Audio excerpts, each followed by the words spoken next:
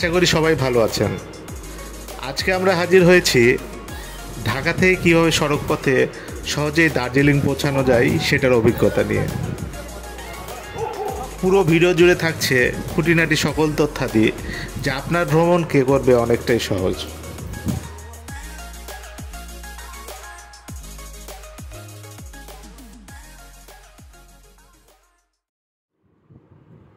আমাদের যাত্রা শুরু হয় ঢাকার কল্যাণপুর বাস স্ট্যান্ড থেকে।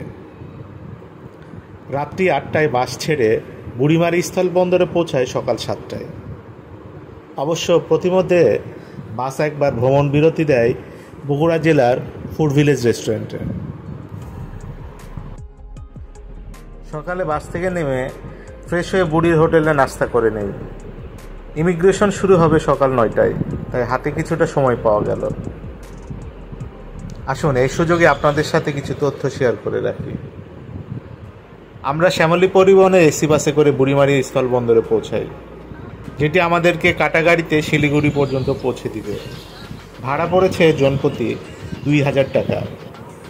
এই ভাড়া অবশ্য এটি ট্রাভেল ট্যাক্স বাদে। ট্রাভেল ট্যাক্স 1000 টাকা জনপ্রতি অ্যাড করতে হবে।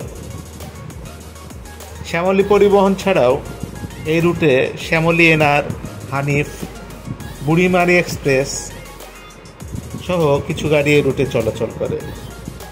এসি বাসে ভাড়া পড়বে 2000 টাকা থেকে 2200 টাকা শিলিগুড়ি পর্যন্ত, এবং নন এসি বাসে ভাড়া পড়বে 800 থেকে 900 টাকা, যেটি বুড়িমারি স্থলবন্দর পর্যন্ত।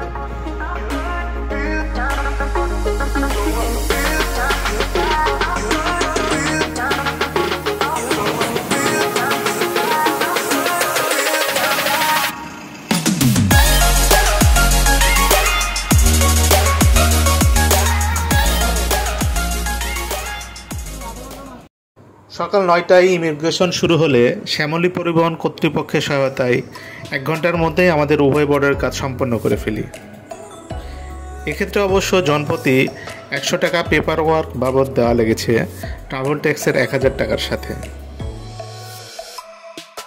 বাংলাদেশ প্রান্তের কাস্টমসে আপনাকে জনপ্রতি 100 টাকা টিপস দেওয়া লাগবে, তবে এটার বৈধতা সম্পর্কে আমার জানা নেই।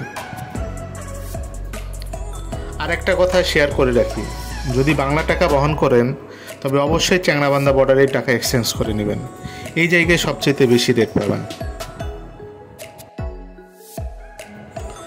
দুপুর 1টা নাগাদ শ্যামলী পরিবহন আমাদেরকে শিলিগুড়ি জংশন মোড়ে নামিয়ে দেয়। এখান থেকে আপনি দার্জিলিং যাবার গাড়ি পেয়ে যাবেন।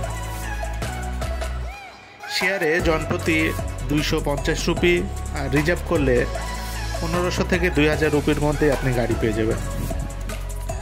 আপনি যদি ইন্ডিয়ান সিম কিনতে চান তবে জংশন মোড়েই পেয়ে যাবেন। খরচ পড়বে 400 থেকে 450 টাকা প্যাকেজ সহ। শিলিগুড়ি জংশন মোড় হতে আমরা আমাদের গাড়ি নেই। শহরের কোলাহল পেছনে ফেলে আমাদের গাড়ি পাহাড়কন্যা দার্জিলিংয়ের দিকে এগোতে থাকে। শিলিগুড়ি থেকে দার্জিলিং পৌঁছাতে আমাদের সময় লাগবে 3 থেকে 3.5 ঘন্টা। কিছুটা পাহাড়ি পথ এগোনোর পরে ড্রাইভার সাহেব একটি পাহাড়ি রেস্টুরেন্টে যাত্রা বিরতি দিলেন।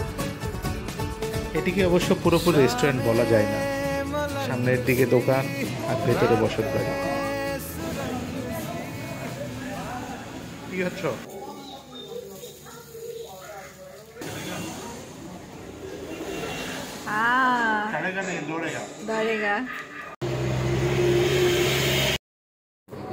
আমাদের হালকা নাস্তা করা হলে গাড়ি আবার চলতে শুরু করলো পাহাড়ি পথ বেয়ে। যতই ওপরের দিকে উঠতে থাকি, পাহাড়ি পথ আর প্রাকৃতিক পরিবেশ দেখে মনটা যেন অন্যরকম হয়ে গেল।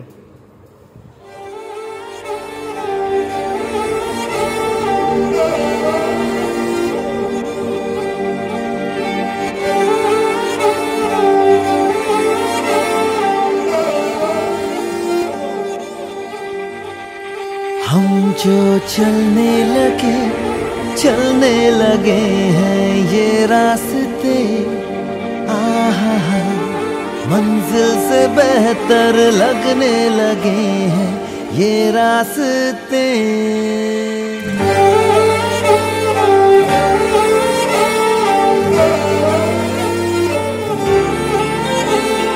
हम जो चलने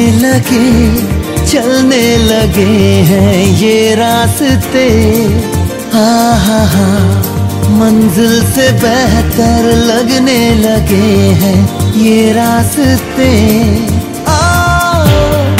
खो जाए हम, हो जाए हम यूं लापता, मीलों चले जाना कहाँ ना हो पता। পাহাড়ি পথ দেখতে দেখতে আমরা সন্ধ্যার মধ্যেই পৌঁছে গেলাম দার্জিলিং শহরে। আজ এ পর্যন্তই, দেখা হবে আবার কোনো নতুন ভিডিও নিয়ে। ভিডিওটি ভালো লাগলে লাইক এবং শেয়ার দিয়ে পাশে থাকবেন।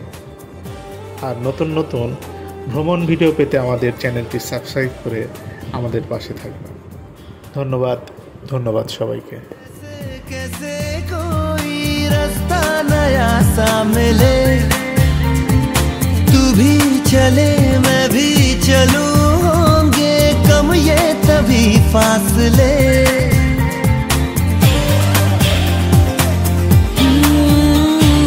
बैठे बैठे ऐसे कैसे कोई रास्ता नया सा मिले, तू भी चले मैं भी चलूं, होंगे कम ये तभी फासले। तेरा मेरा ना हो किसी से वास्ता, मीलों चले जाना कहाँ ना हो पता। हम जो चलने लगे हैं ये रास्ते, मंजिल से बेहतर